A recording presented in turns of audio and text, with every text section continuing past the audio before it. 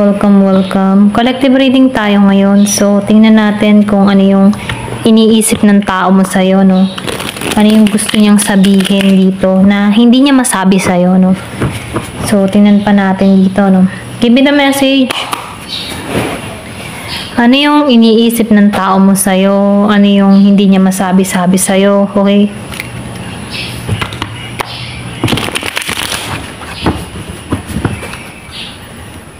Give me the message.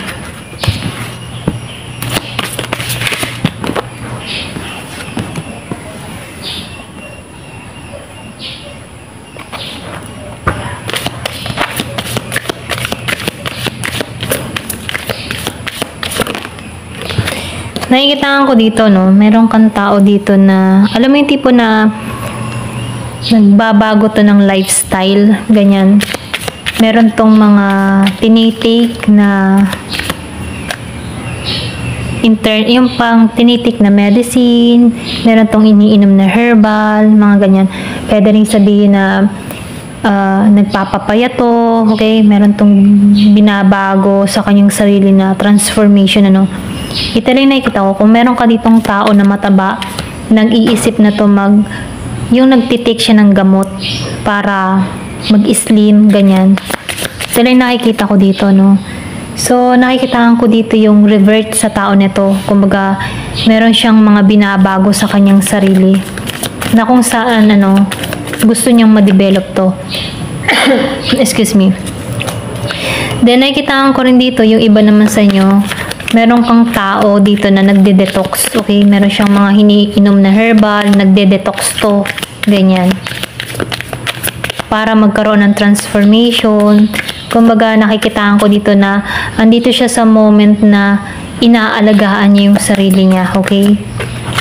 Meron siyang mga binabago sa kanyang figure, mga ganun. Meron siyang tinatanggalan dito, okay? So, nakikitaan ko rin dito na meron kang tao na pwede rin sabihin, nilait mo to, kung nilait mo tong tao mo, no? Meron tong pagbabago na gagawin sa kanya, okay? Meron tong gustong patunayan dito sa'yo, okay? So, nafe-feel ko dito, ikaw yung nagtula kung bakit nagbabago tong tao mo, lalo-lalo na sa physical niya, okay? So, merong Scorpio, merong Libra, may Leo. So, nakikitaan ko rin dito, yung iba sa inyo, meron kang tao dito na nagising, okay?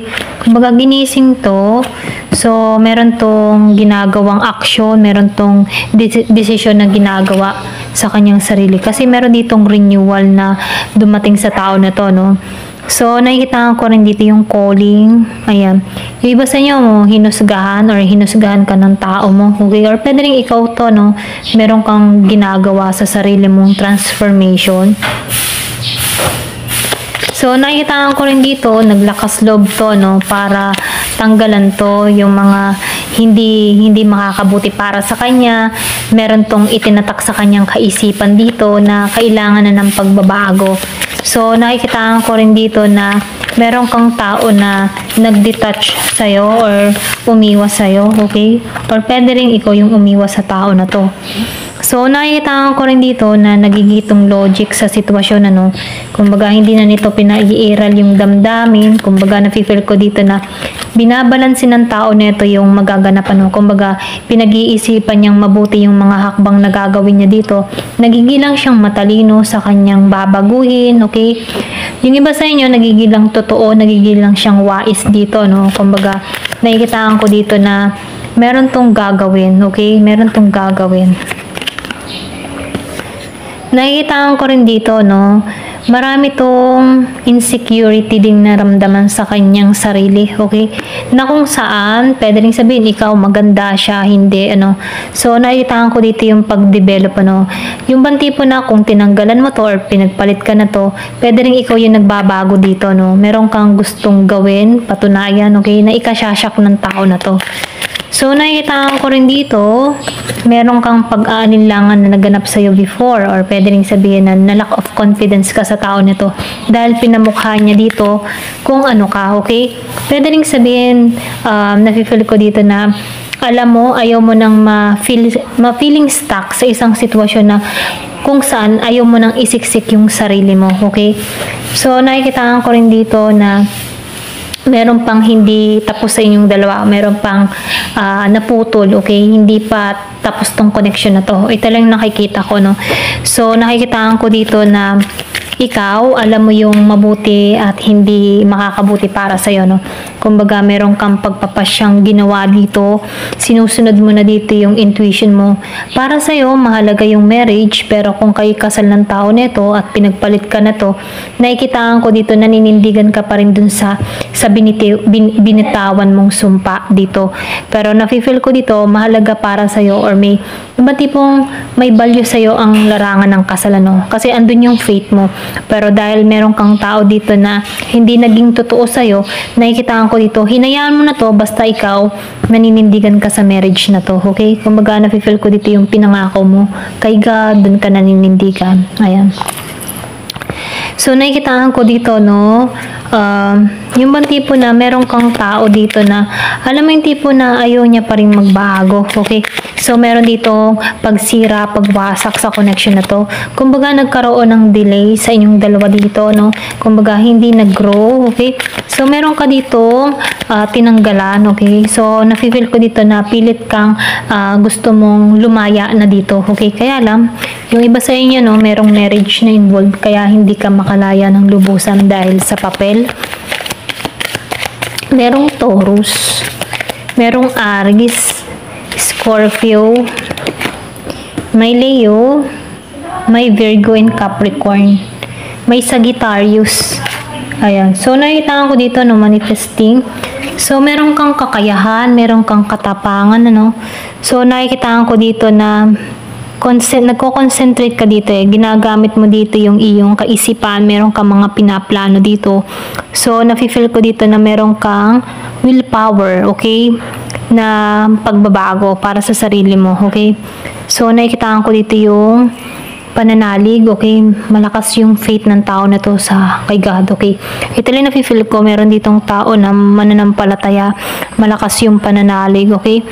Kumbaga, traditional to. So, nakikita ko rin dito, no, yung iba sa inyo, nakikita ko dito na nahanap mo yung purpose mo or nagkaroon ka ng harmony, okay? Kumbaga, nafe-feel ko dito na naibalik mo yung sarili mo, ayan, sa balanse. Then, nakikita ko rin dito, meron kang tao na naging greedy, okay? Yung bang tipo na naging siyang selfish, sarili niya lang yung inuuna niya dito, sarili niya lang yung kanyang mga priority, okay? Kumbaga, hindi kanya kinonsider dito. Kaya ikaw, nagtulak ka dito sa pagbabago.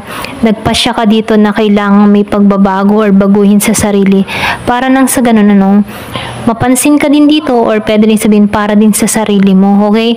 So, nakikitaan ko dito yung transformation, ano, meron dito biglaan, kumbaga na-align mo na yung sarili mo, okay?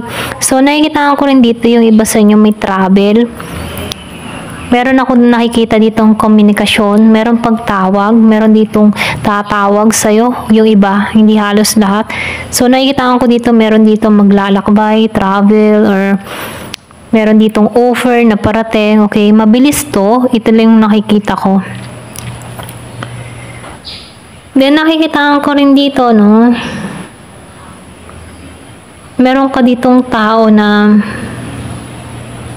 alam mo yung tipo na, ayaw pa rin magbago, okay? Irresponsable. Kumbaga, hindi niya tinatapos yung kanyang sinimulan dito. Yung kayo, hindi niya tinapos, hindi kanya iningatan. Ito lang nafe-feel ko. Lack of direction ng tao mo, okay? Hindi niya alam kung saan siya tutungo. So, nafe-feel ko dito, meron kang tao na hindi niya masabi kung ano yung gusto niyang sabihin sa yung personally, ano, may takot to. Ito lang nakikita ko. So, nakikita ko rin dito na takot to sa pagbabago. Okay? Ito na nafe-feel ko, no? Magkaiba kayo. Okay? Pero ganun pa man, nakikita ko dito na nagiging kang wise. So, nafe-feel ko din dito yung forgiveness. Meron ditong gustong humingi ng tawad. Okay? So, tingnan pa natin dito, no, kung ano pa yung gustong sabihin ng tao mo. Nakita ko yung 10:01. So, meron ditong hihingi ng tawad. Gustong iklaro ang lahat, okay?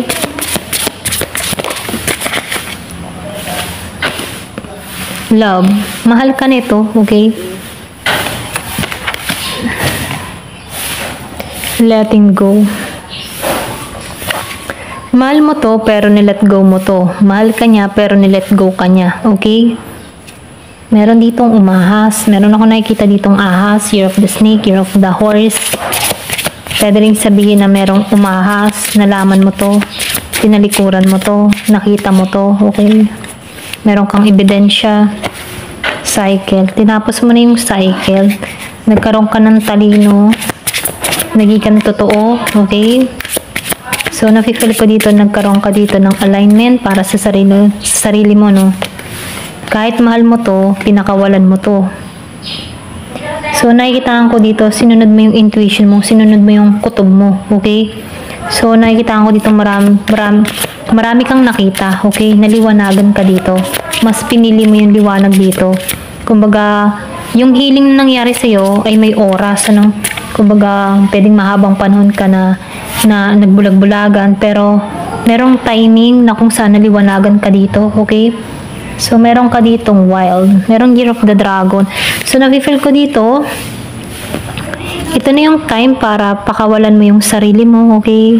Kumbaga, magikang wild. I mean, sa wild, ano, hindi naman yung tipo na magpumiglas, ano, or magpakawala. Hindi ganun. Kumbaga, yung wild dito, gawin mo kung ano yung gusto mo. Kumbaga, yung mga pangarap mo, okay? Andun yung passion mo. Ito na yung nafe-feel ko. Ayan. Pwede rin sabihin yung iba sa inyo, pinagpalit ka sa wild, okay? Ayan. Give me the message, kaya meron kang babaguhin, transformation, or pwede rin sabihin, pwede kang maging hot, okay? Tipo na, ito yung hanap niya, nagbago ka, okay? So, naging hot ka, kung makikita mo naman yung babae, super hot. Ang hot niya, no? Ayan. So, ganun pa man, kahit siya'y hot, ano, nafe-feel ko dito yung charismatic sa tao na to. So, ano yung gusto niya sabihin sa'yo? Love message. Ayan, kasi nakikitaan ko dito na minahal mo to pero nilet go mo to. Ayan, meron ka natuklasan. Pwedeng inilisan mo to nang walang paalan sa iba. Ayan. Meron itong divine timing. So, divine timing, be patient while things are unfolding. This connection is worth the wait. Worth the wait. Kumbaga, be patient ka lang, okay? Kahit may mga natuklasan ka, divine timing, kumbaga, merong aral to, merong aral na matututunan tong tao mo, or magtitino tong tao mo, okay? So, nakikitaan ko dito na meron kang patutunayan dito. So, meron ka dito present, be present. Magtuon ka muna sa present ngayon, okay? Kasi ma-attract mo yung love na para sa'yo. Enjoy mo yung buhay mo, dun ka magtuon ngayon, okay? Ito na yung mensahe. So, meron ditong open yourself to others. So, kaya pala wild. Wild, okay? Be open yourself to other. Huwag ka magtuon sa person mo, okay? Maraming isda sa dagat, kumbaga. Maraming isda sa dagat. Kung ang person mo ay tilapia, ano, makakakuha ka din ng ano, marami pang isda. Bangus, galunggong, o tuna, mga ganyan, no? Salmon, o. Diba? Maraming oportunidad, maraming magkaka-interest sa'yo, maliban sa tilapia, okay? Give me the message. Ano pa yung mensahe? Meron dito, nothing has gone wrong. Trust the process, okay? So, trust the process, connection is divinely timing. Kumbaga, nafe-feel ko dito, magtiwala ka na lang sa Diyos, ano, kung hindi na pabor sa'yo yung gusto mo mangyari, magtiwala ka sa Kanya. Okay, ano yung gusto niyong sabihin dito, okay?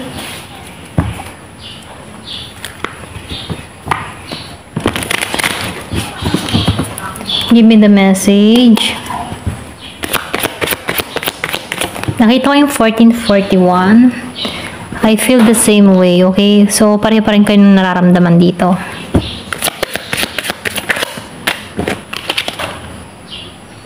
(453) What do you want? So, meron dito nagtatanong, ano ba yung gusto mo? Tinatanong ka niya dito.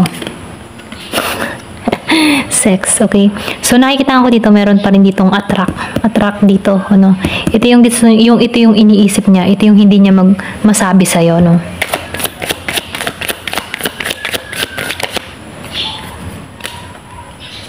I'm also, ayan, pasensya na utala. I am absolutely in love with you. So, in love pa rin tong tao mo sa'yo. I am very jealous person. You are my everything. Oh, I imagine you naked. Okay, so nakikita ko dito, masyado tong na-hot sa'yo. Okay.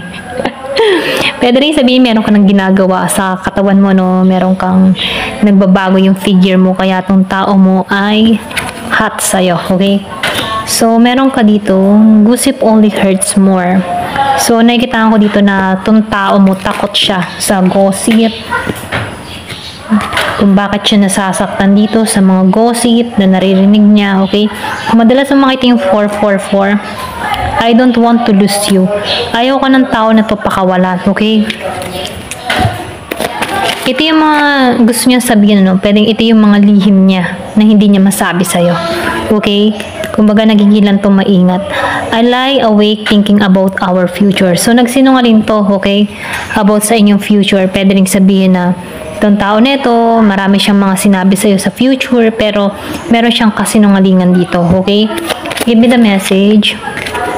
So, meron ditong, have I lost everything? Nawawala na sa tao nito lahat ng meron siya, okay? Love me. Mahalin mo daw siya. Ito lang yung mensahe. Kumbaga, ito yung gusto niyang sabihin sa'yo. Mahalin mo ko, okay?